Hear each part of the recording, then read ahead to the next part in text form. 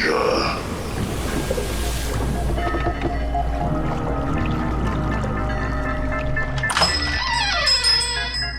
Greetings travellers and welcome to episode 40 of the Innsmouth Book Club. Thanks for joining us once again in a rather sunny Innsmouth, springtime in Innsmouth. I'm one of your guides, Rob Hoyton, and we brought you straight to Innsmouth Book Shoppe today, which is run by the estimable Tim Mendes. Hi Tim. Greetings, how are you doing? Yeah, as you can see, it doesn't smell of rotting pilchards anymore. They finally fixed the drains.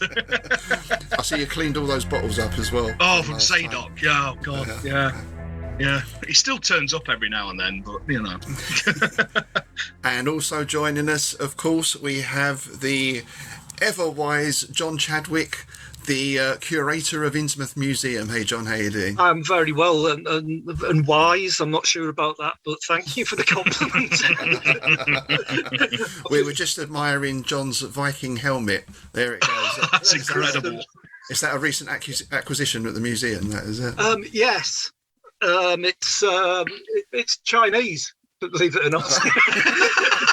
Well, it is Viking, but via somewhere in... Authentic Norse via Beijing. Yeah. Well, I know the Vikings did get to this part of the world, right? Because they would have been across into New England at some point, or certainly the East Coast, but I never knew they got to China as well. It's got a warning on it, believe it or not. It says, this is a toy, does not provide protection. So just in case you were going to don that on the way to a battle or something like that, it's just... Or on your bicycle. That'd be hilarious. Wear it on your wear it on a bicycle, man. Have you not seen my YouTube clip of the biking Viking? No. No, I shall have to put that up in the show notes below. Yeah, I was going to do a whole series. We were going to have the hiking Viking, we did the biking Viking, and there was a few more going to go on as well. So, all right, well, I shall put that up. Nice. Anyway, we digress. I'm going to digress as well even further, because before we get into today's subject, I just wanted to mention Chris Carr, our friend and patron, and who's been on the show a couple of times. He's just got a new version of his app for the Narcotic Atlas, which is basically an atlas to Lovecraftian sites around the world. So that new app is now up and available, I believe, and of course we'll put the link in the show notes below. It's got lots of illustrations in it by me as well. Oh, of course, yeah, John, you did the illustrations as well. Nice. A certain amount of them. A certain amount. Our friend Russ Maton did some as well, but... right. Oh, excellent. All right, so business done. Let's get on with the show. And today we are looking at a figure who, well, shall we say, incites some sort of polarised views in it's quite Lovecraft fandom. Quite divisive figure, isn't he? Which I've never fully understood, really, but I'm sure we'll get into that. Yeah, we'll get into that. Yeah, yes. So we're going to be talking about the life and work of August Derleth. Now, my first question is about his first name. Is it August or August? Because I was thinking, is this like a sort of venerable Bede thing? Is he the August Derleth, or is he August Derleth? That was my question. Venerable weed. Yeah. I have no idea, you know. Me neither. Definitely neither. So his real name wasn't like Nigel Derleth, but he became the August Derleth. I often wonder what Bede's real first name was. Derek. Was that just Derek Bede? Derek Bede. It would be if he was from Macclesfield. He'd definitely be called Derek Bede. He probably was, wasn't he? He was from up your end, wasn't he? Yeah. I think he ended up here a lot.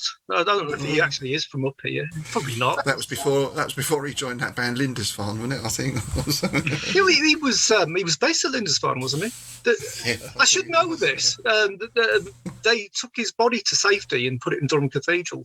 Took it from safety from the Vikings because they kept raiding. Yeah. You see how it all links in? Yeah. See? It all links back. You think this was carefully scripted, wouldn't you? We link everything together. How little people know. I think there's a question, though. What did the Vikings want with a dead saint?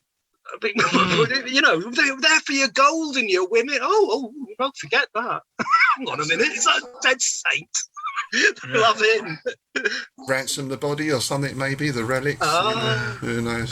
Who knows? Yeah, strange plunder. Yeah. Strange Plunder. Ooh. There's a band name already. Yeah. There's another anthology title as well. Ooh, there is, isn't there? Yeah. All right, so August Derleth, or yes, let's just keep with August Derleth. Yeah. Born 1909 in Wisconsin, and I think we're going to try and talk about Wisconsin at the end as well, because it's quite a centre for weirdness. From very much so. Yeah. So, and he was very much a Wisconsin native. In fact, he was very famous locally for writing a series. I think they called it. Was it the Sac Prairie Saga? Yeah, the Sac Prairie stuff. Yeah. Yeah, based on Sauk City, and were basically these sort of stories of Wisconsin life, historical fiction, modern fiction, I think even romantic fiction in some cases. Yeah. Yeah, he's up there with Chambers for diversity, really, because obviously Robert Chambers did the King in Yellow stuff, but then he also wrote hundreds of romance novels, didn't he? Derleth is the same sort of thing. He's incredibly diverse, really. Well, I did hear that Poe didn't want to be a horror writer. He wanted to write romance. I don't know if that's true or not, but I don't know. There's another one. That would be an interesting discussion for one time. How close all these genres are, where they overlap, might be an interesting discussion. Because it was all part of the Gothic, isn't it? You know, romance and death and... Yeah, the Carpathian romance thing that was big a couple of years ago is a sign, isn't it? I've never read any Barbara Cartland, but she just certainly looked horrendous. Edgar Allan Poe does Mills and Boone.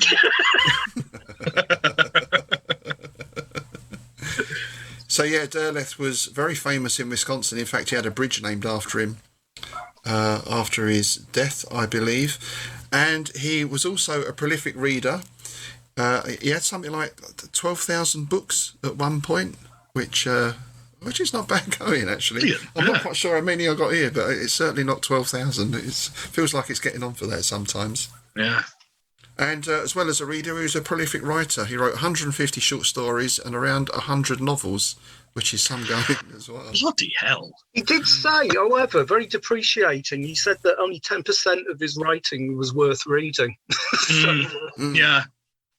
He was very self-deprecating, wasn't he? He's like he described all of his mythos stuff as, what was it, tripe or something? It was just like, it's all tripe. Lovecraft said it was tripe as well on one occasion in a letter.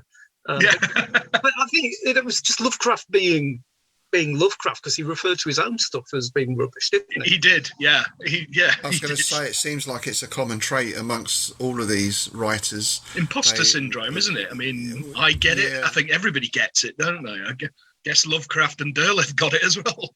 You know? Well, and even Robert E. Howard to an extent, and Clark Ashton Smith, I think at one time was thinking of giving it all up, and Lovecraft persuaded him to carry on. You know? Yeah, he was going to focus on his sculptures, wasn't he? Yeah.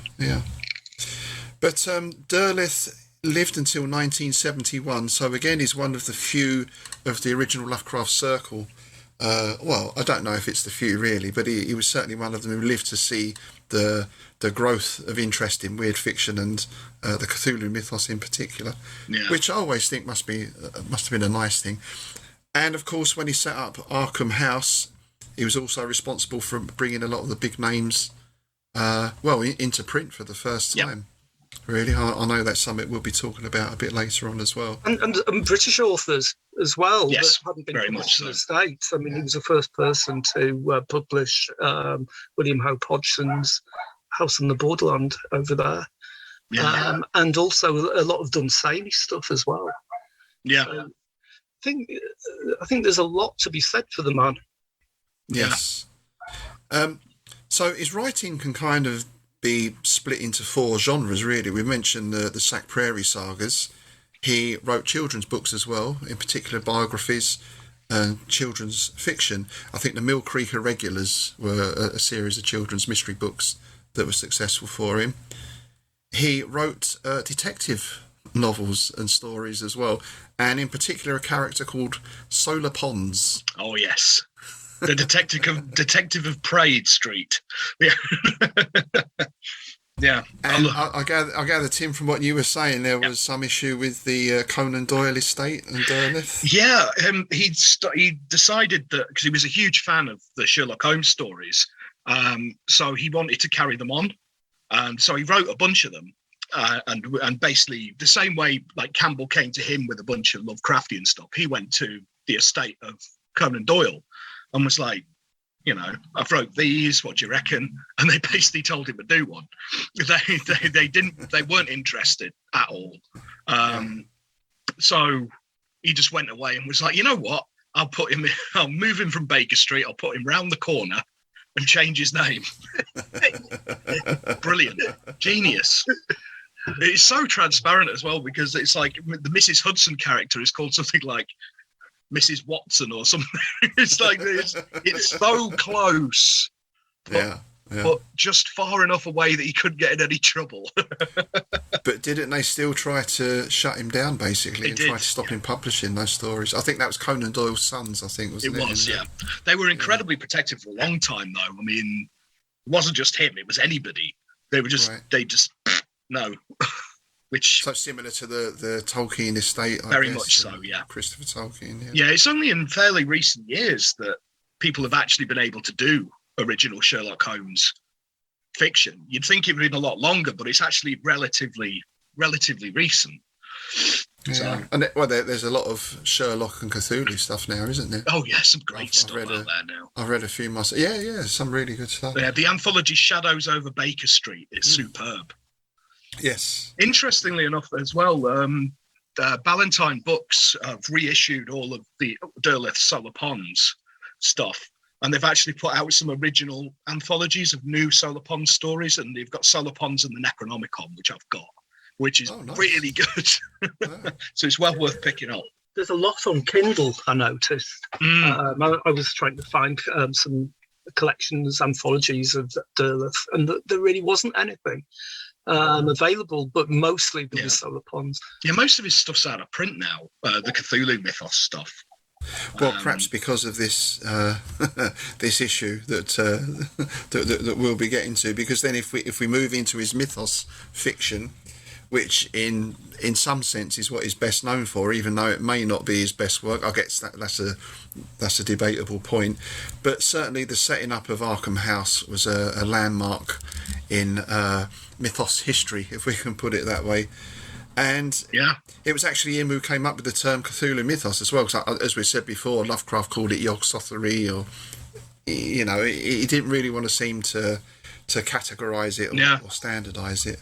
There's a good biography of Arkham House. Would it be a biography of Arkham House? A history of Arkham House that is available on Kindle. It was written by Steve Eng, and it's just called Arkham House: A History. August Derleth's connection with H.P. Lovecraft. Right. It's not very long. It's only small. I mean, it's really pretty much like a few essays put together, but it's good. I enjoyed it. Oh, nice. And he basically set this up because when Lovecraft died, there was no one was really there to pick up the mantle, so to speak, and he gathered stories and he gathered papers and unfinished stories together. Yeah. Yeah, I've got an interesting bit here from, it's actually from his collection of mythos stories, and it's an introduction by Ramsey Campbell. And he actually says that the day he heard of Lovecraft's death, Derleth walked through the Wisconsin countryside and sat by a brook to decide how to memorialize his friend. So he went with Donald Wanderai. I never know how to pronounce his name. And they put this together and went round all these New York publishers. And none of them were interested. Yeah. Nobody was interested at all. And so basically him and Donald Wanderai just went, you know what, sod it. Let's just do it ourselves. And that's how Arkham House was born. It was basically to memorialise his friend. Yeah. So. Yeah. And one of the things that I don't think people realise is that he put himself in a huge amount of debt.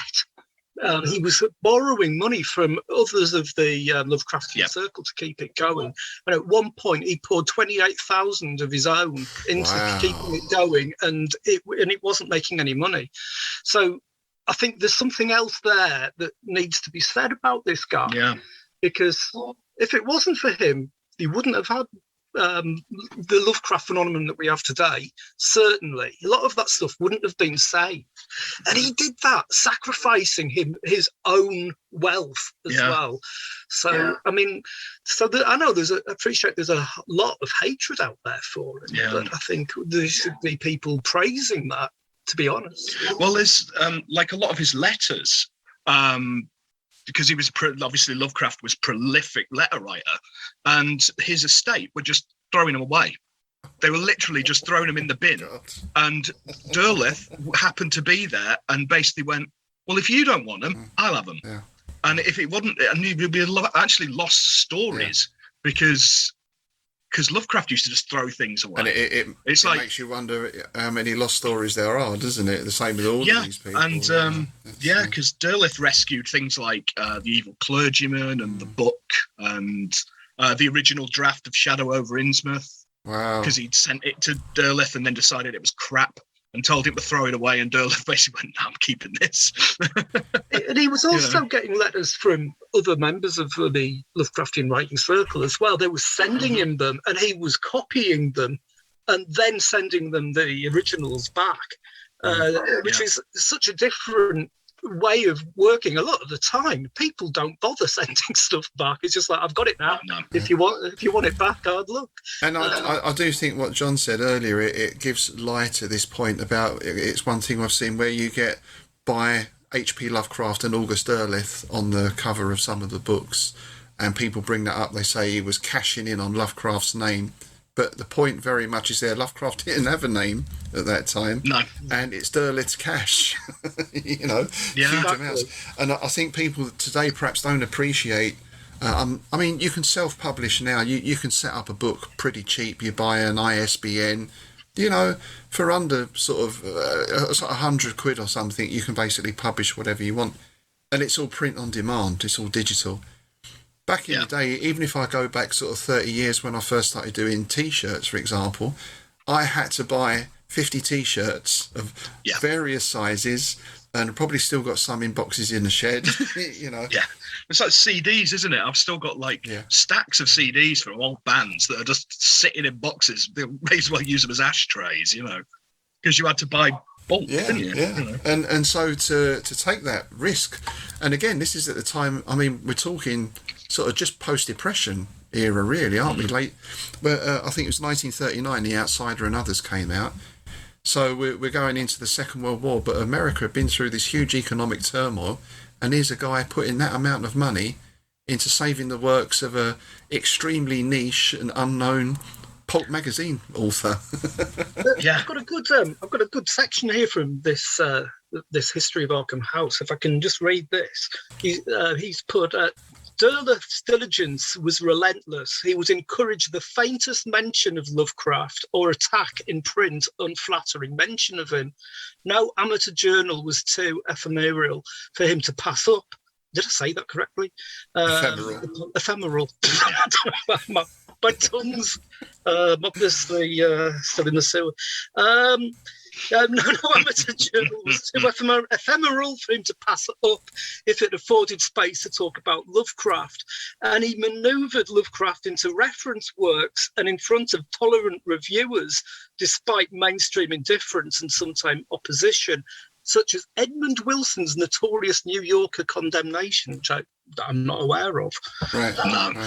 He's gone on to say these promotion tactics, I quite like this, these promotion tactics are more reminiscent of the entertainment industry than even of Grub Street literary politics, recalling Colonel Tom Parker's merchandising of Elvis Presley or Brian Epstein's of the Beatles. Yeah.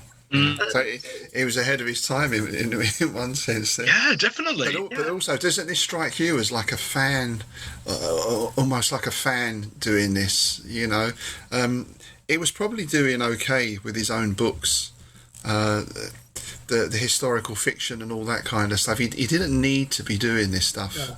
Is the impression I get? Yeah. I think, like I say, it's two things: to honour his friend, and obviously, I guess.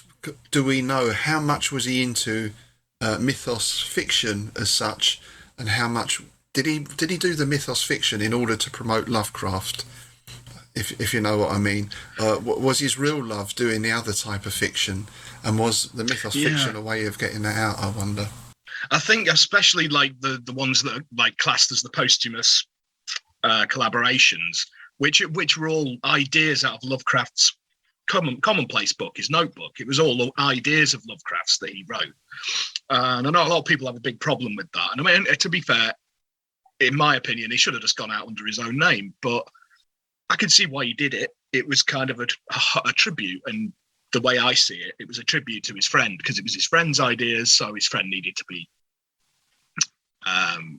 recognized for the inspiration, at least. But yeah, I don't know, because he was writing stuff when Lovecraft was still alive, and he was more focused on, instead of Arkham and Innsmouth and all that stuff, that came after Lovecraft had died. To begin with, it was more of his own milieu in Wisconsin, which is the stuff he knew, like his Ithaca stories, which were more influenced by Blackwood than Lovecraft. Yeah. So yeah, it's strange because that, like, all of the Arkham, Innsmouth Clay, and all them kind of things came post. After. That's interesting. Yeah. That's interesting. So it's almost like he felt he had to carry on. Shall we call it Lovecraft's New England setting legacy, particularly Innsmouth? Whereas he actually already had his own playground. And he was very young as well when he started, and that's something else that people overlook, is that there's criticism of his writing. But he was about 17, wasn't he, when he first started? He wrote his first story at 13, and I think the first one that was published was Bats in the Belfry and Weird Tales, but I'm not sure on the date as that. I'm guessing it was probably the 1920s. So yeah, he would have been a teenager pretty much. Yeah. God, you should see what I was writing at 13. And it wasn't to that quality. So. Well, we're along the same lines as Robert Bloch we were talking about last time, weren't we? Who, you know, those very early stories were so Lovecraftian, and then he finds his own voice. Well, I wanted to bring that up because there's that lovely story of Robert Bloch, because obviously Derleth was the first person to publish him. He published his first collection, Arkham House, all that kind of business. He was incredibly instrumental in Bloch's career. And being both from Wisconsin, it was Lovecraft who told Bloch to contact the other people in the circle, like Belknap Long and Derleth. And Derleth goes, "Oh, you're in Wisconsin, come up for the weekend." And I love this story that Robert Bloch got on the bus and he went out there. And he said it was the most writer thing ever. He went up to the front door, knocked on it, and the door opened, and there's August Derleth in a velvet smoking jacket, even though he didn't smoke. Quite right, too. I love it. Absolutely love it. I love that story. So let's move into Derleth's stories then. And I know, obviously, there's a huge amount there we could cover, even if we just looked at the Cthulhu mythos stuff. So what we've done is kind of picked a story or two each, and we'll just talk about that and pick out some of the themes, perhaps some of the contentious issues that have come out of those. I know, Tim, you've got a couple of stories you wanted to talk about. Yes, I have, yeah. I think a good place to start would be one of his earlier ones, and one of his Wisconsin ones, which is The Creature That Walked on the Wind. Which is almost like a sequel to Algernon Blackwood's The Wendigo, right? But it's interesting because there's actually in a letter to Clark Ashton Smith, Lovecraft actually praises this story. Little Derleth is getting cleverer and cleverer in his weird ideas. Some of his new tales are really remarkably good, especially such specimens as The Thing That Walked on the Wind. So it's like, because one of the big contentious things is that he cribbed from Lovecraft. He nicked this from there and he nicked that from there. Yeah. Which I think is nonsense, because from the way it looks to me is that Lovecraft actually beta read a lot of his stuff. It's like the story, The Return of Hastur. Lovecraft actually read it and made suggestions for revisions. So he actually did developmental edits with him on it. And so I think that's a nonsense that people would say that Lovecraft would be pissed off. as we've spoken about so many times, there was this incredible sharing between this circle with Sarthogia and the Book of Ibon and Crom. Everything gets mentioned by everyone else at some point, pretty much, doesn't it? Yeah, which is something Lovecraft, I mean, he encouraged. I mean, he was one of the worst for it, because obviously he was inspired by Dunsany and Machen and Blackwood and Chambers. So he was like, well, I'll tell you what, I'm gonna put them in and make it all part of, part of the mythos. Well, the Yog-Sothothery, as it was known. Yeah. But I've got a nice quote, if I can just interject this. There was one of the critics, someone called Schultz, had used a line from Lovecraft as a weapon against Derleth. And one of the things that he put was that this is the Lovecraft line: the more these synthetic demons are mutually written up by different authors, the better they become as general background material. And that's been used to say that Lovecraft only valued all the other stories that people were writing as being, nothing more but background material. Yeah, and not that important. And there's a statement from St. Joshua about this. And he basically said Derleth has apparently misinterpreted a critical passage from one of Lovecraft's letters to him.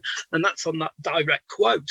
But the next line in the letter from Lovecraft to Derleth says, I like to have others use my Azathoths and Nyarlathoteps, and in return, I shall use Clark Ashton's, Sarthogia, your Monklethanus, and Howard's Bran. And so you can see that Lovecraft is actually doing the same thing himself and encouraging others to do it. And so there's no argument, basically. No. Exactly. And isn't this the whole point of what Lovecraft did? We know he didn't set out to build this mythos as such. All of this stuff is background, because it's the background that sets the tone and the weirdness.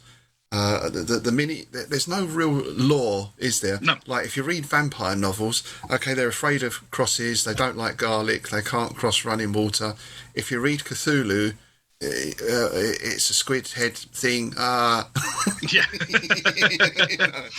That's it. So it's in that sense, it's all background. There's very little that's specific, even in Lovecraft. And in later stories, what he was actually doing was trying to create that mythos himself by referring to things and referring to other people's stories and things. Yeah. So he was quite into it.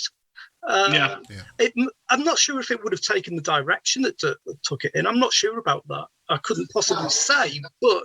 No, well, the one of the reasons I chose this story, because it is a really good example of how it's different from Lovecraft, because some of the arguments I've heard, it makes me laugh, because one of the main arguments is that, it was this pastiche of Lovecraft.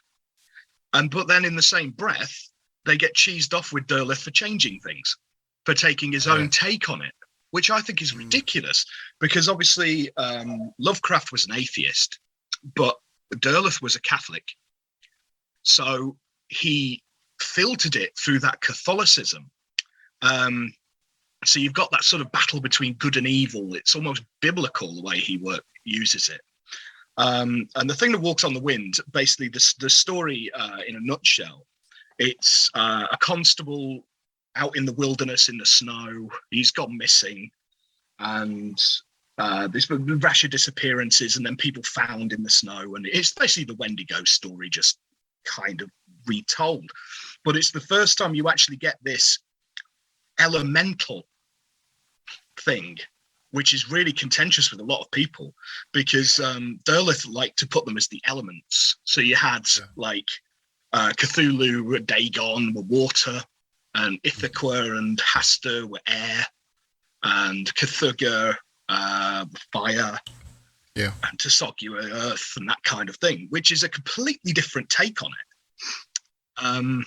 And that's the first time you get it. It's also from what I can tell, it's the first time you get the authentic Derleth shopping list.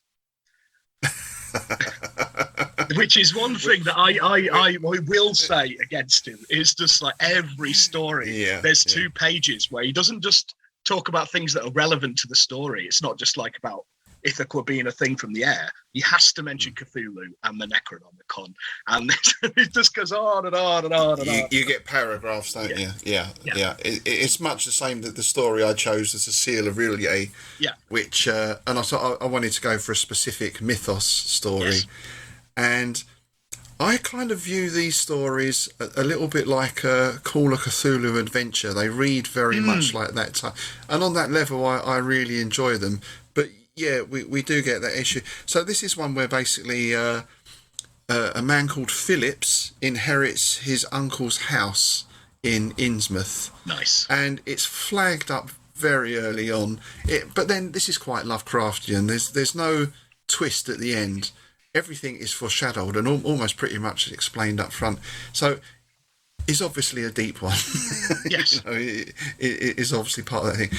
And it goes through, he goes to this place, and it sounds like if you were doing a Cthulhu PC game, this would be what the cultist's house lair would look like. Yeah. It's got an octopus rug.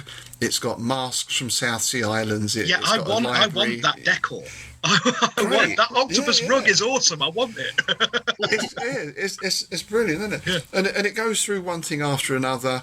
I think at 3 points in this we get these huge the shopping list. I think the first one we get is the names of several of the gods. Yep. Then we get a look in the library, and we get all the books, not just one or two, all of them. Yeah. And then there's another section that just then goes into almost all the servitor races, the Chochos, the Deep Ones, the people of Leng, and it's kind of what gets me with it is you're throwing everything in, absolutely everything. There's nothing that's left out, and it sort of takes what is quite. Especially where we are, a local story for local people. Yeah. And you could say this makes it cosmic, but I think it dilutes. Yes. Because suddenly we're just a small part of this huge thing that's going on, and it becomes impersonal. Yeah. I mean, the main complaint I have with the shopping lists is it's such a blatant marketing tool. Because Lovecraft gets mentioned every time. Every time, the Survivor and others. Every time. The Outsider and others, sorry.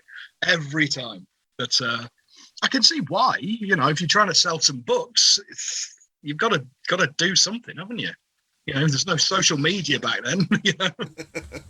This was the social media of its day, right? This are the letters columns in Weird Tales and stuff. I suppose, the pulps were the kind of social... Yeah, it's strange. And I think just picking up on your point as well, because in this story, we get into the elemental thing as well, like we say, you know, Cthulhu being the water god, which, considering he's imprisoned in water, is perhaps a little bit strange.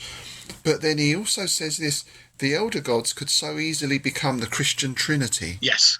Which is an interesting comment. And my sort of take of it, if we wanted to defend Derleth, let's put it that way, would be to say this particular individual in the story, that's his interpretation. Yes. Because one thing we see in Lovecraft, I know we've spoken about this before, is you're dealing with these things beyond our understanding and imagination. And it's the four blind men in the dark room with the elephant thing again. So a Lovecraft original, like a Carter or whoever it is, has that interpretation. This particular protagonist is framing it in these terms that he can understand. Yes. Even though it might not be that. So that to me is one way of getting around this issue. I mean, I don't think it's an issue. I mean, it's, you know, you filter it through your own lens, don't you? I mean, it's like when we discussed Pugmire, it was filtered through his sort of decadence and, you know, and the punk scene and the LGBT and all this. So it was very much filtered through his own experiences. And I guess if you're raised as because he was raised quite devout Catholic, wasn't he? It's going to find its way in there. Mormon, Pugmire, yeah. You know, it's going to find its way in, you know. I think there's something as well. I think we have touched upon this before. There's this thing of basically that the writer is basically writing their own feelings and not necessarily writing a character who has a personality and has all of these kind of traits. So, I mean, there's a lot of arguments to be said that you know, I mean, Charles Dickens, for example, wasn't Oliver Twist. It's very evident that he wasn't. But you wouldn't presume that everything that Oliver Twist said. I don't think he actually said a lot, did he? It was just, please, sir, I want some more. Can I have some more? Surrounded by more interesting people. But you know, these aren't necessarily Dickens' views. He's writing a character, so should we therefore presume that other writers aren't doing the same thing? It's the art of a writer to create characters. Absolutely. And I think it points back to this idea of background as opposed to lore as well, because when lore is the law, and again, I know I say this over and over again, if you're writing in the Tolkien universe, which presumably you can only do as fan fiction anyway at the moment, there you've got books and books of lore to start. You've got to read the Silmarillion and know it back to front. You've got to know that Finrod was married to Nimrod, who was... Well, you've got that complete guide to Middle Earth, haven't you? Which is bigger than a phone directory. It's like the Yellow Pages. It's enormous. That setting is not background, it's lore. Because if you can use Middle Earth as a setting, but you've got to be so knowledgeable about it. The Cthulhu mythos, we all write in it. Anyone can write in it, and you've got that background. But there's nothing. There's nothing to say that deep ones can be killed only with silver bullets. If you want to put that in, you can. You know? I mean, that's what I love about it. Really, is the fact that you can sort of bend it to your own designs. I mean, I think that is incredible freedom. Yeah. Because it's like something like the Musketeers versus Cthulhu thing. Exactly. You know, if you want to do something completely bonkers like that, or Gavin Chappell's Sinbad and the Great Old Ones. That was just a little plug in there, dear listeners, for a forthcoming anthology that's going to be featuring some wonderful stories set in the world of Dumas. Indeed. and there's a spin-off. There's a comic series coming. Yeah. I mean, Chris McCauley. I'm loving how that's kind of taking on a life of its own. Yeah, and this is the whole point, right? The fact that Lovecraft, well, he did allow it to happen because he could have been an arse and he could have copyrighted everything and whatever, you know, or whoever his estate was. But this is one reason I think it's increasingly popular and has spread so far and wide is because it has that freedom and it develops. Well, it's like you can tell that he was quite happy with it. It was like the classic Robert Bloch. Mr. Lovecraft, do you mind if I kill you off in one of his stories? And he actually signed a certificate saying, I hereby grant Robert, you know, by the Council of Cthulhu and the Law of Dagon. All this is brilliant. It shows the man actually had a sense of humour, because I think a lot of people forget. Yeah. Oh, absolutely, and it shows they were having fun, these guys, and I think exactly what, you know, that's what it's all about. Yeah, but we like being scared because it's fun. We like, you can say there's a serious side. I mean, you get into Ligotti and those kind of things, who obviously is a branch of Lovecraftania, perhaps, but so you can get into that as well. There can be serious issues, but we all like reading about people trying to escape from Innsmouth and stuff like that. It's fun. Yeah, and another thing that speaks to the playfulness, and also like to how Derleth was embraced into it, is all of Lovecraft's nicknames he had for all of his writing buddies. You know, they all had one. He had Clark Ashton, and Chimes Sleepius. That's my favourite. Yes. And obviously the Comte de Derleth, the writer of the Cult de Ghouls, is August Derleth. You know, and he used all of their books, and you know, like the Vermis Mysteries and all that. There is a line from one of his letters where he does actually use the word fun with regards to how they're all. I can't find it offhand, but it's great that he actually did have that sense of humour. We have this image painted of him as being this miserable recluse, and that, you know, when you actually read a biography of him and you find out that he actually wasn't. And that as a young man, he had lots of friends and he was going to places and he was being sociable. And these letters and what have you, that is all part of that You know, in the same way that today we would be using Facebook. Oh, totally, yeah. And it was far more widely travelled than Bob Howard, you know. Oh, yeah, well, Bob Howard never left the prairie, did he? Yeah, I think he had a visit or two to Mexico, perhaps went over the border a couple of times. Two-gun Bob. Yeah, that was pretty much it, you know. And even Smith, I don't think he travelled that much, as far as I know. I know he had a lot of health problems. Yeah, he basically stayed in San Francisco, didn't he? Because obviously Fritz Leiber was there as well. Yeah, So, yeah, it's interesting. And we can only speculate if Lovecraft have had a bit more money and a bit more time, you know. Perhaps he would have been... I'm sure he would have wanted to visit England at some point. That could have been amazing. Yeah. Well, this is what I think about, like, with Derleth is, like, how he carried on with Arkham House. For the way I see it, is because Lovecraft basically took him under his wing and helped him when he was starting out. Like I say, he was beta reading for him and all the rest of it. And so I think that when he died, I think Derleth wanted to carry it on and do the same sort of thing, because he took people like Ramsey Campbell and Brian Lumley under his wing, you know. The same way Lovecraft did. And he was incredibly instrumental in the start, especially Ramsey Campbell. Incredibly instrumental in how his career panned out. Because there's a great letter I've got from Derleth to Ramsey Campbell. And it's basically about his style, because when he first wrote them, Campbell had set them all in Arkham and Innsmouth. And he says that this is the best piece of advice he ever had. And if he hadn't had it, he wouldn't have been anywhere, right? And it's, "Dear Mr. Campbell, I've received your stories and I've only had time to read only one or two of them. I don't want to comment them in extended fashion until I've read them all, but I do think them competent. However, there is one alteration I think we should definitely make. And I know that as the joint copyright holder, Mr. Wandre would insist on it. And that is to remove your stories from the Lovecraft milieu. I mean, keep the gods, the books, etc., but establish your own place. This would give the stories vastly more authenticity as an addition to the mythos rather than a pastiche pieces. And it might then be possible for us to consider the book publication. What I suggest to you is to establish a setting in a coastal area of England and create your own British milieu. This would not appreciably change your stories, but it would give them a much needed new setting and would not, in the reader's mind, invite direct comparison with Lovecraft." And he said that's the best piece of advice he ever had, because he went away and created the Seven Valley, which is one of the best milieus, you know, and he created his own thing, Glarkey and all that kind of thing in the Seven Valley.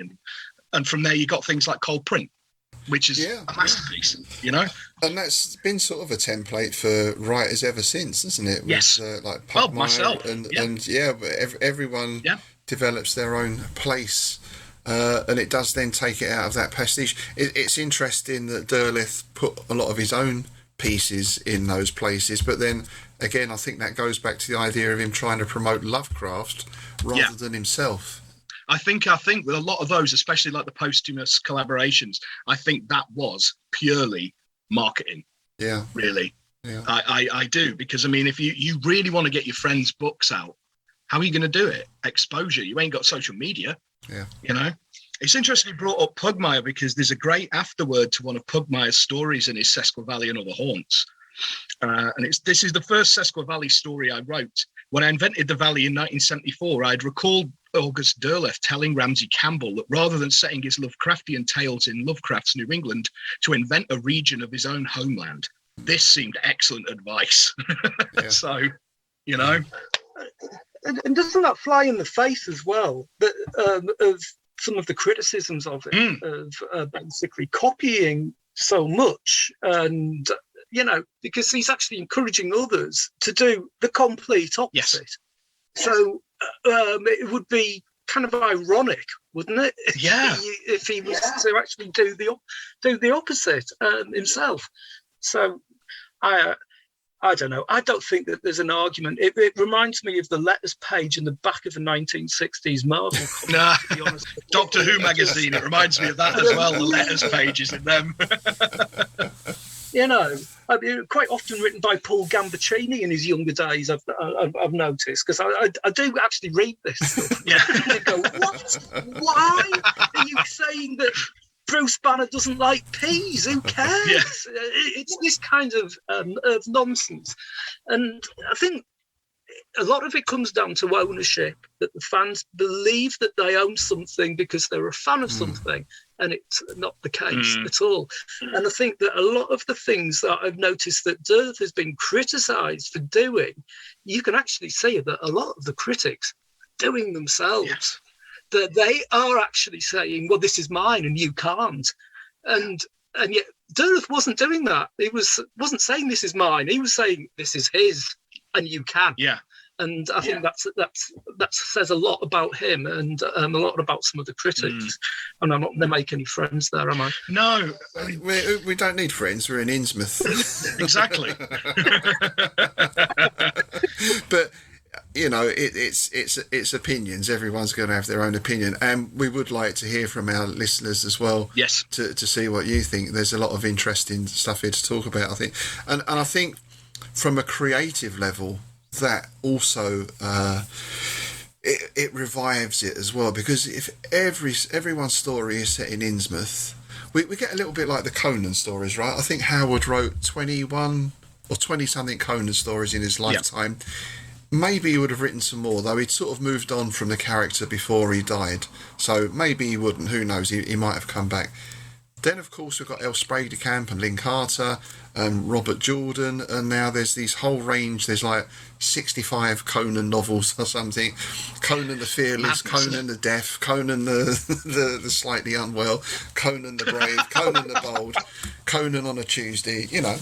And, Carry on, colon. Yeah, Carry on, colon. Yes, there's another plug, folks. Coming soon. Carry on, Cthulhu. But you've got this guy must have been having a fight every day of his life. You know. Yeah.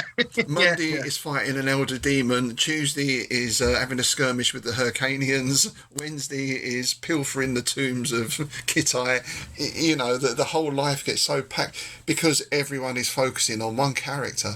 So again, if you put everything in Innsmouth and Arkham, there's no space, is there? No. There's only so many stories you can tell about the same graveyard and the same witch house and the same. Why not do it somewhere else? Do something different. Yeah. You know? And then you can bring in your local legends and your local knowledge. Which is why I'm such a big fan of those early stories of Derleth's, because it was a lot of local legend of the Wendigo and all that kind of stuff. It was very much.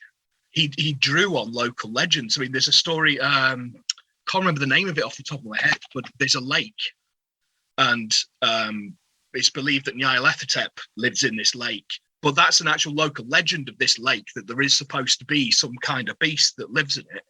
You know, it's similar to our knocker holes and things like that we have over here. You know, it's supposed to be a bottomless lake, and there's supposed to be a dragon in it, kind of business. Yeah.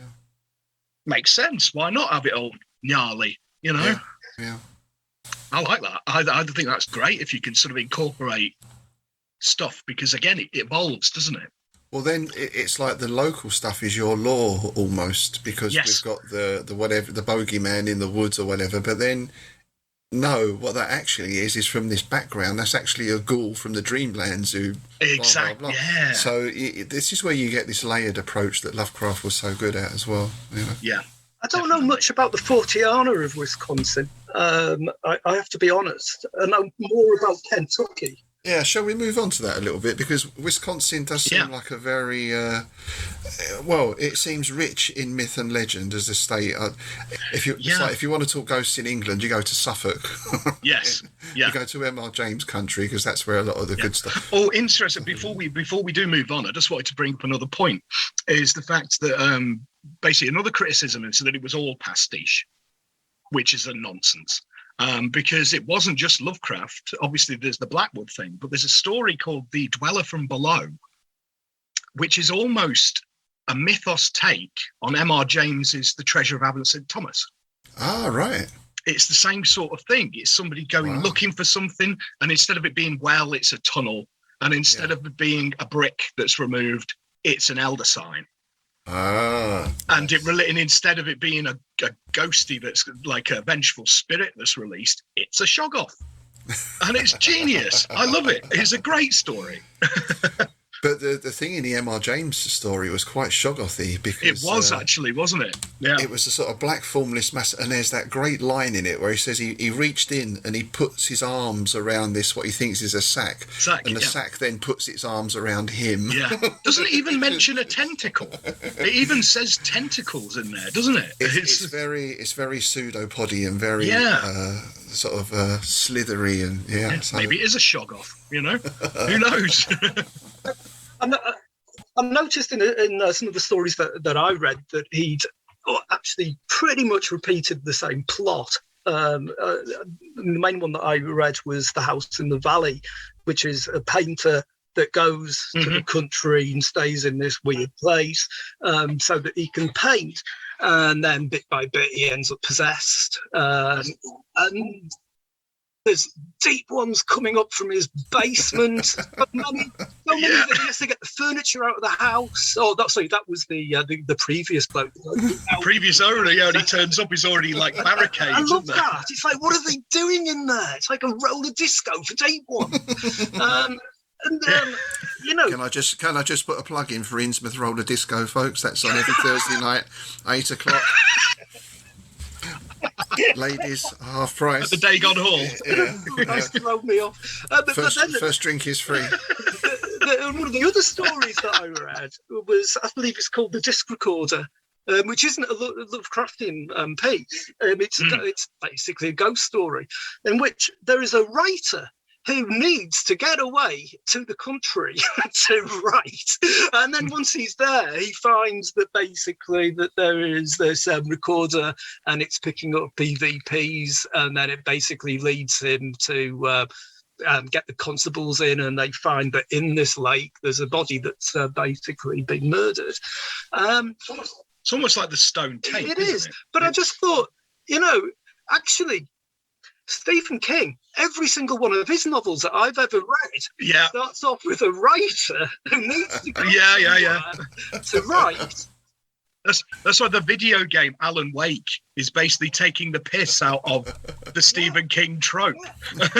It's a very, very overused trope now, isn't it? And can I just say, I live in the country and I never get as much writing done as I would like to. So the country's bloody noisy. There's always something going on. But it's a great story. The only thing that I would say about his stuff is that he writes very matter of fact. I think he writes great dialogue, but it's not very poetic. It's missed that Lovecraftian element. And I went from reading him to reading a Clark Ashton Smith piece, again the tone is just totally different. It was actually really full of suspense, and it was scary, and it was horrendous, and you didn't know quite what was going to be happening. But with Derleth, you kind of see it all before you know what's coming. That's why I say to me it has more of that feel of almost like a TV show or an RPG module. It's quite linear, and again, not to say that I don't enjoy it, but it's not the same as a Clark Ashton Smith. It's a different feel.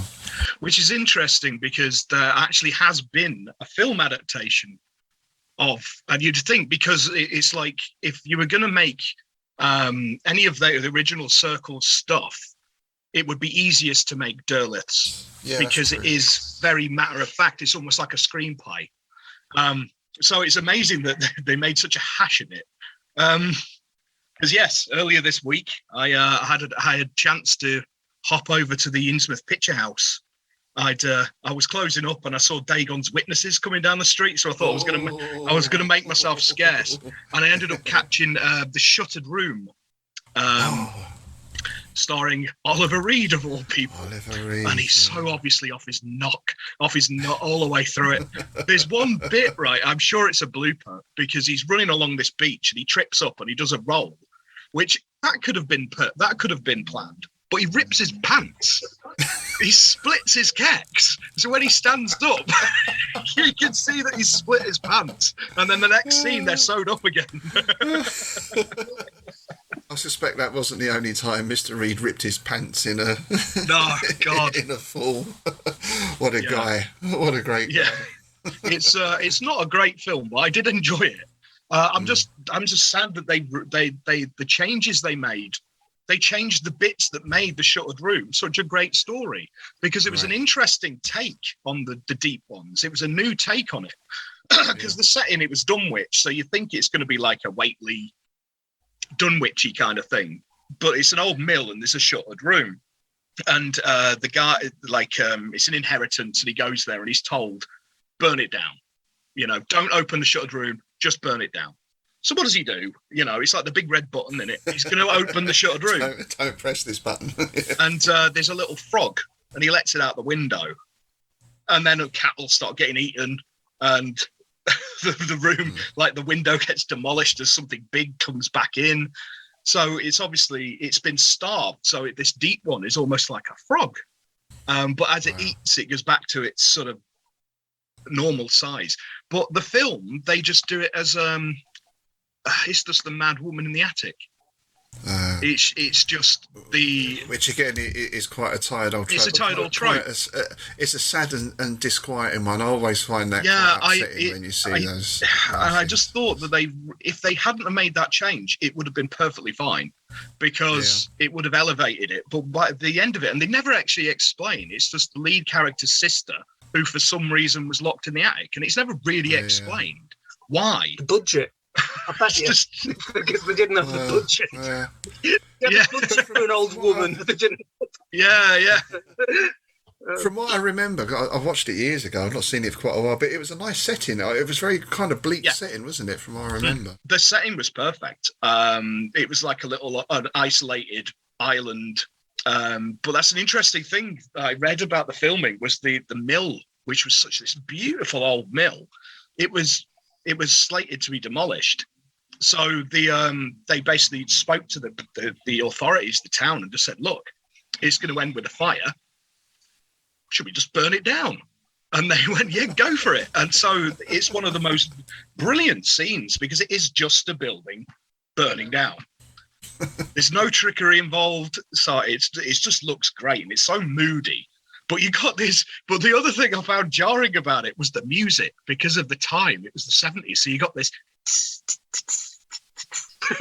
And then an oboe coming in going. It's just like, oh my God. I know just the kind of music you mean. Yeah. That sort of Starsky and Hutch. Yeah. Got a little bit of a wacka going in there as well. And the heavy on the oboe. Yeah. Probably Lalo Schifrin was involved somewhere. Yeah.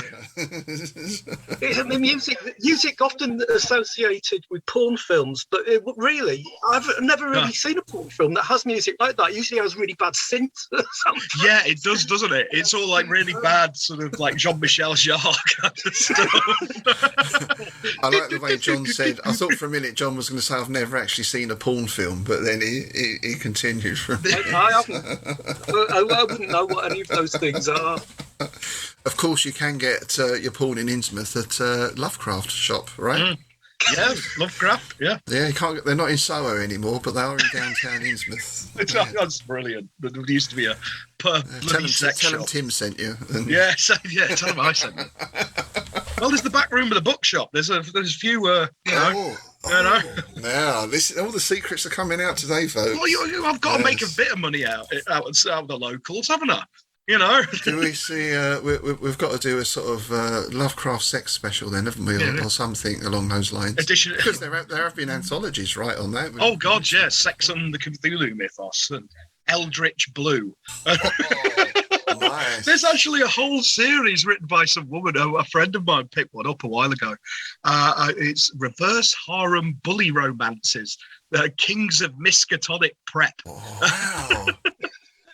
Slaves of Ebon. Oh my God! I'm just trying to wrap my head around that title. Say that again. That first one. That was... Kings of Miskatonic Prep. No. It's a reverse harem bully romance. Reverse harem bully romance. Wow. It's a genre, I found out. There you go. It's what the Kings of Leon used to be called, apparently. Yeah. Told to change the name. Nice. All right, I think before we descend any more into the gutter, actually we're already there, so We're already there. let's go to Wisconsin.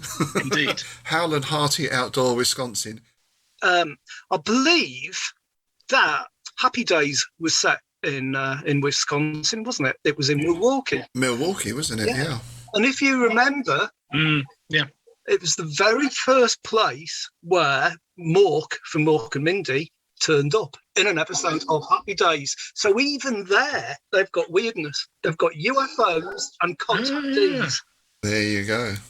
But obviously, this is like, if you look at their sort of like some of their most famous people from Wisconsin, you've got the man who was on a first name term with everything in his fridge, Jeffrey Dahmer, and Ed Gein, the old Plainfield ghoul himself. I've never heard Jeffrey Dahmer described as that before, but it's perfect. That's good. That's good. And I think surely Ed Gein has got to be the most influential serial killer of all time, isn't he? Yeah. Well, it's obviously Robert Bloch was just down the road, so he'd read all the stories in the newspaper and went, Yeah. I can do something with that. Who wrote the Texas Chainsaw Massacre? Do you know who actually wrote it? Was it? I don't think Toby Hooper. Right, Yeah. it was written as a screenplay, wasn't it? I don't think it was written as a book. There's got to be an influence there, surely, with Leatherface. Oh, there was. It was. Yeah, he was yeah. influenced. Texas Chainsaw Massacre was influenced. That's why you've got that bit based on true events. So we've got serial killers. We've got the Fonz. We've got visiting comedy aliens and UFO sightings. Calling awesome. Yeah. We've got cryptids. Oh yeah. Now, part of the list includes Bigfoot, vampires, werewolves, and the list goes on. Lake monsters, we've already mentioned. Wendigos, skinwalkers. Alan Titchmarsh. Alan Titchmarsh. Oh, God. I just had to throw that in. A mate of mine nicked Alan Titchmarsh life-size cardboard cutout from a garden centre and put it in the window of his house. So it freaked everybody out as they walked past Alan Titchmarsh. They're grinning out the window. I suggested to him as the new doctor on Facebook recently. Yeah, because people were kind of like getting really into it, and I was like, I know. I think it's about time for a doctor that doesn't look quite human. Alan Titchmarsh. I could believe he was an alien. I could.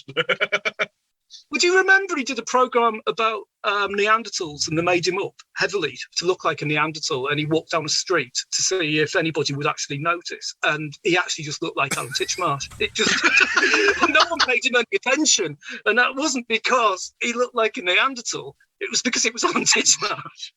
No one was going to go, oh. Bizarre. So, yes, aside from Alan Titchmarsh, a lot of strange cryptids. Then we were talking a little while ago about the roadside museums in the States. I think, what was it, the Barbed Wire Museum and the place with Barbed Wire Museum, the big chair. Biggest ball of wool, the Toast Museum. Yeah, Wisconsin is the Mars Cheese Castle. How good does that sound? Yes. The Mars Cheese Castle. It looks like a sort of Disney castle. Yeah, I think the original thing was burnt down, insurance job, and it was sort of rebuilt as this Disney fairy castle. And it's a place where they manufacture and sell and display cheese, thousands of different types of cheese. So, but I'm going to say this. I don't want to upset our American listeners, but America and cheese, it's not. When I think cheese, I think England, Italy, Yeah, you think France. Cheddar Gorge, don't you? Yeah. But I'm sure they do some wonderful cheeses there. Yeah, it's not far from the giant pink elephant that's outside a gas station. Oh, right, yeah. And that is apparently just down the road from the National Bobblehead Museum, where they have 7,000 bobbleheads on display. So, Hell. I'm a bit disappointed that the castle isn't made of cheese. Yeah, I was kind of expecting it, yeah. and on Mars as well. It should be on Mars. Yeah. A Martian. It's something like something from Ren and Stimpy. Doesn't it? They Yeah. would go and hang out. Castle. Big face. Mars cheese castle. Cheech and Chong. I could see Cheech and Chong going to the cheese castle, the munchies, Do you think I don't think we've had a band name this issue, but that's certainly an album name. I think Mars Cheese Castle. Yes. Oh no, that's the bass player. Oh yeah. Hi, I'm Mars Cheesecastle. I play bass for the Creeping Reapers. There you go. There you go. Nice. And there's also, of course, how could we forget Dr. Evermore's Sculpture Park, which features sculptures of quite a lot of strange things made out of scrap metal. If you nice. have a Google on these, there's some really interesting stuff. And that literally is just the first few on the list. There's just a huge amount of this stuff in Wisconsin for some reason. They've got heavy German influence there. You got the polka and the keg. It's like Milwaukee has a tournament every year, Mr. Saloon. And you've got to like do a run with a beer keg on your shoulder and throw people out of bars and just fucking what? I've got vague memories of a song and I can't remember the guy's name. He was pretty much solo. He went out with sort of keyboard and a backing track thing, and the song was "My name is Jon Jonson. I come from Wisconsin." So I'll have to see if I can think that. The Violent Femmes were from Wisconsin. They were from Milwaukee, weren't they? Yeah, they were. Yeah. Because they had a song called Jeffrey Dahmer, the Bastard is Dead or something, didn't they?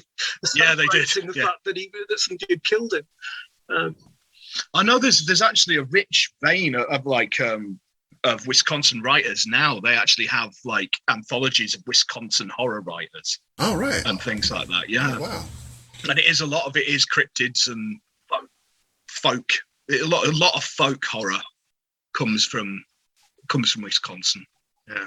And I'm sure as well, I couldn't find it. Again, if I find the link, I'll put it up. There is a podcast dedicated to Wisconsin weirdness.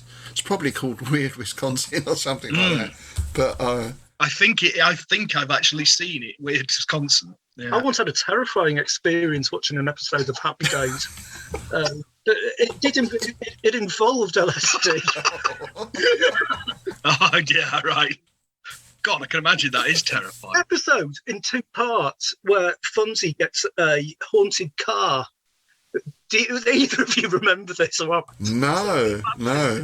And he goes out with this girl who's actually the ghost of the car. Oh, that's good. And at one point, the car stops on train tracks, and he can't get it started, and his date vanishes, and you can hear a train coming, and then suddenly it just went. To be continued. Oh, I'm quite enjoying this. Carry on. This is a good story. I like it. It's almost like a Stephen King novel, isn't it? That was too much for me to handle because I had no idea whether or not Fonzie was going to survive, and it's still making me feel a bit tearful. Oh no! Can we get an anthology out of that, Tim? Do you reckon a sort of Happy Days mythos? Oh, I reckon. Happy Days Cthulhu mythos. Happy Days mythos. Happy Days are here again. Ah! Yeah. There's got to be something in there. Yeah. Actually, someone did a sort of small town anthology.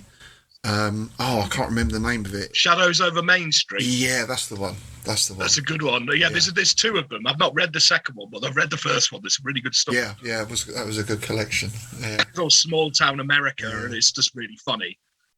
All right, I think we're drawing to a close. Again, on that note, we've gone from the sublime to the ridiculous and back round to the sublime again, as we often do. As we often do. So, August Derleth, I think whatever you think of him, and obviously some people don't think much of him, but he was instrumental in keeping Lovecraft's flame alive, and without him we probably wouldn't have Ramsey Campbell and Brian Lumley and Robert Bloch and etc. So for that at least we owe him a great debt of gratitude, I think. Yeah, I'd just like to a quote from Brian Lumley, who was heavily influenced by Derleth, and actually he was one of the few people who actually took up the elemental ball and ran with it. All right. Like through the Titus Crow stories and things like that, and he did an anthology. He did a collection, Earth, Wind, Fire, and Water. So he's done a lot of Earth, Wind, and Fire. Yeah, I know, right? I just as soon as I said it, I was just like, oh god, Earth, Wind, and Fire. Sorry, it's an old Bob Bunkhouse musical joke. Last night I had a curry. Today I produced Earth, Wind, and Fire. But... Oh, but dum. Yeah, no, it's a lovely quote here there. Surely we should thank August Derleth for all of this, especially for the preservation of Lovecraft's works, including 5 vast volumes of his letters, but in particular for turning Arkham's spotlight on the Cthulhu mythos. We should. We really should. Excellent. Yeah. I think that's a great place to finish our discussion. That's a very nice quote. All right, but do let us know what you think, listener. Yay or nay? Do you think his ill reputation is deserved, or do you think, as we all agree, that he was a pivotal figure? There's some bloody good stories in there. You know, shopping lists aside, there's some really. I just think I'd love to edit some of them. Just chop out the shopping list, and then it'd be brilliant. Now, it's been a few visits now since we've seen it. You've got it in the back room, haven't you? That's where you keep it. Dagon's sack. Oh, I have. Yeah. Let me just grab it. Let me whip it out. Go and spread it. Make a bit of room on the table. My word, it's grown considerably since last time. Bulging, isn't it? Let me have a quick rummage. Oh, we've got a couple of things in here. Now, right. We've got a repeat from our friend Barley Chumali. You may remember. Hey, Barley Chamali. Dagon got spam. And I don't think Dagon would have responded, because even Dagon knows about internet Trojan scams horses. and everything else. Yeah. But nonetheless, Barley Chumali has sent in another question. Hi, I hope you are safe and in good health. Well, Dagon is both. Thank you very much. Just wondering if you had a chance to check my email below. Please confirm, as I am waiting for your response. Now, this last line, I think there's a slight typographical error in it, because it says, let me know if you are interested so that we can move the head. But I think there's a gap missing. I think that should read, let me know if you are interested so we can move a head.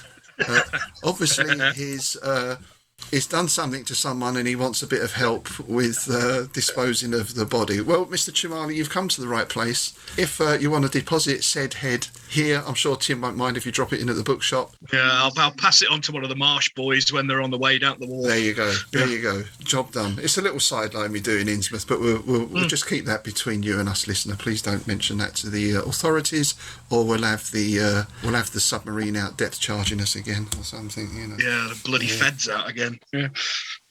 And there's another one. John, do you want to have a rummage in the sack as well there? I want to put my marigolds on. Right, yeah, this is from my friend Sir Field Stevenson from the Conspiranormal podcast. And he said, I'd like to know about your insights on early occult detective fiction. This idea of the conspiracy theorist archetype as an incarnation of the occult detective is really fascinating me. Oh, so what do we think? That's a good one. Yeah.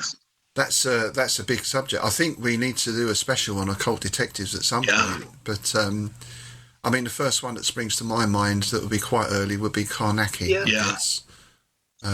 Yeah, Karnacki, and then you've got people like Teddy London and Kolchak the Night Stalker and the Pulp Payday, haven't you?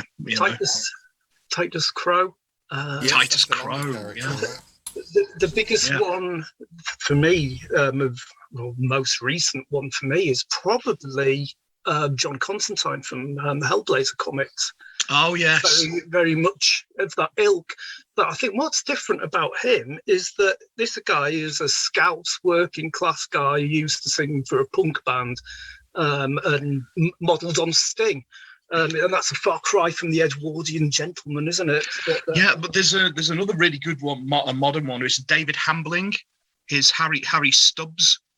He's an ex-boxer in London. You know, he's got a flattened nose and all the rest of it, and it's really good. And I guess along similar lines, you got Harry Dresden as well. Yes, very much. Yeah. The Dresden Files, which I guess that draws more on the private eye kind of feel. Yeah. And I think it is interesting, like you say, how it developed. If you go back to Karnacki, there was a TV series called The Rivals of Sherlock Holmes. Yep. Was it Granada or someone like that produced Solar it? Ponds. Yeah, You know, well, there you go. Yeah. Back to Derleth. And And they weren't all supernatural stories, but some of them had that element around them. And there was the Carnacki, one of the Carnacki stories with Donald Pleasance in it as well. Dennis Wheatley. I can't remember the name of the character from Devil Rides Out. Comte de Richelieu, wasn't it? Wasn't it the Christopher Lee character in the Devil yes. Rides Out? Comte de Richelieu, he was a sort of... but again, very much the dilettante, very much the upper class. I guess they had to be, because if you're out occult detective-ing, you can't be worrying about paying your bills, can you? An interesting one for me is Inspector Legrasse, obviously from Call of Cthulhu, because after that, C.J. Henderson, who's one of the big pulp detective writers of weird pulp detective stories, he did several more Inspector Legrasse stories, carrying on from his stuff in Call of Cthulhu. There's an anthology called The Tales of Inspector Legrasse, and it's a collection of all this stuff, and it's really, really good. It's really, really good. Yeah. Here's another and an interesting name as well. Have either of you read Foucault's Pendulum by Umberto Eco? Yes. Whole thing is basically about some publishers who are basically trying to make sense of the whole Illuminati thing. So there's a character there called Jacopo Belbo, which try and say that when you That's a good book.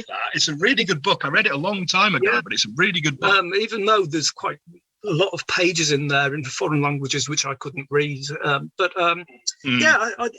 I think that's definitely some of the characters in Gustav Meyrink stories, and maybe even Louis Borges. But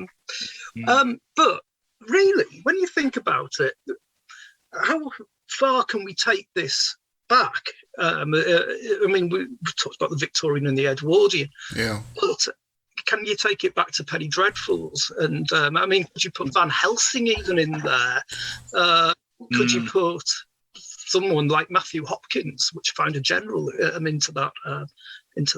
An early one I can think of is Dyson, who crops up in a lot of Arthur Macken's stuff. Right.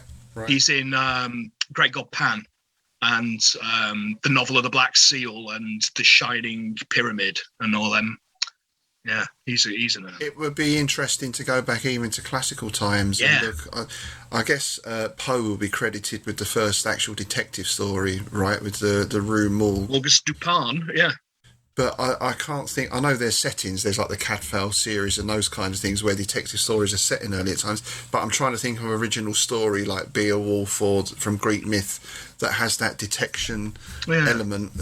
We certainly have adventurers, but I'm not sure that I can think of any investigations as such. Well, Beowulf is certainly a monster hunter, isn't he? And so, is that the root of it? Is that the origins? I would have thought so. Maybe. I mean, could you go back to the giant killer? I suppose it is. Yeah. It's just another manifestation in a way, isn't it? Siegfried killing the dragon in the ring cycle. But then you can bring that right up to date, and I can think of like Robert Anton Wilson, the Illuminatus trilogy, that has various strands of detection going on. That's hilarious. It's just bonkers, man. Yeah, we've got to cover that sometimes. There's a lot of modern series, actually. There's like Grimm and Sleepy Hollow and all that. Scooby-Doo. You what, sorry? Scooby-Doo. Yeah, there you go. Scooby-Doo. Get Scooby-Doo.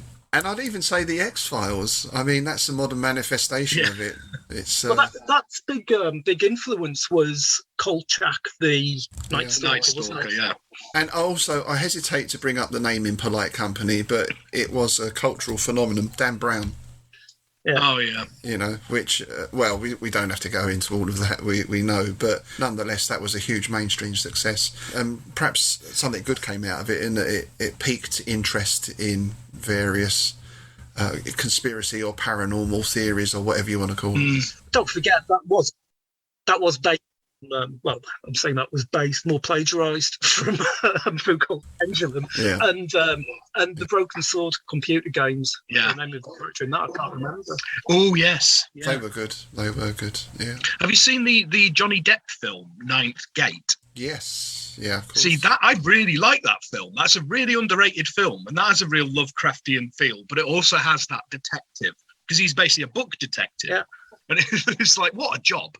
You know, Roman Polanski film, isn't it? And I guess So- I guess we can throw From Hell into that mix as well to some extent. Yeah. It's, And what about the Fearless Vampire Killers talking about Polanski? let's not talk about Polanski. Yeah, No, let's not talk about there's a few Polanski. dodgy but, things there, isn't there? Another thing that's just sprung up to mind was Whitechapel, the TV series, oh yeah, because that had some very supernatural elements in it at one point. It's never quite clear if it's supernatural or not, but they were certainly quite sure. True Detective.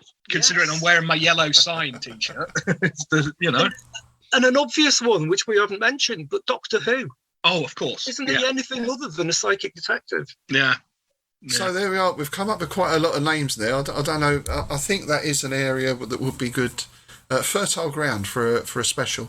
We'll have to see if we can perhaps get a couple of guests in on that. Yeah. Maybe your friend would be interested in coming in and chatting. Yeah, definitely.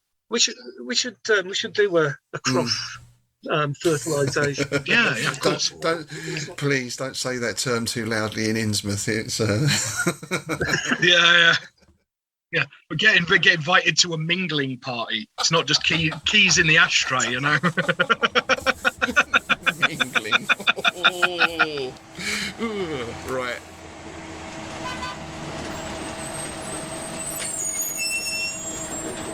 All right, so I see the bus is pulling up outside, so it's time for us to leave Innsmouth as the shadows are drawing in and night time approaches. As always, we like to get out before dark. We don't want any mingling going on. So thanks for joining us today, folks. We hope we've stirred up some debate there, and do let us know your opinions. You can post on the Patreon site, or of course you can put something up on our Facebook group, and you can always approach us if you dare via dagonsack@outlook.com with any comments or questions. I'd just like to thank our patrons before we go. That's Russell Journey, Justin Woodman, Nick Lorimer, Lee Clark-Zumper, Sharon Suffier and Chris Carr. And don't forget to check out Chris Carr's new Narcotic Atlas app. If you'd like to join our patrons and support the show, then check out our Patreon site. You can join at 3 levels of membership. You get access to bonus content. You get a free copy of Innsmouth News every month, as well as 1 or 2 other goodies as well.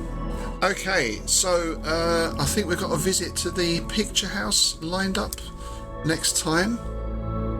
There's a lot of Lord of the Rings talk in the air at the moment. We've got the Amazon series coming up. I think there's been a sort of little mini trailer and some photos released, which has certainly set social media alight. I know nothing about it apart from the fact that half of the Tolkien fandom is like killing the other half at the minute. It's like the battle in Middle Earth. They're just squabbling amongst themselves. It's hilarious. Yeah, there's some real toxic stuff. I mean, there's some valid points and there's some real toxic stuff. But we're going to avoid all of that because we're going back in time to a Tolkien movie, not the Peter Jackson trilogy. We're going back to the 70s, and we're going to be looking at Ralph Bakshi's Lord of the Rings. Nice. Which was an interesting experience, I think. Very much so. I loved it. Yeah. I loved it. I loved it as well, yeah.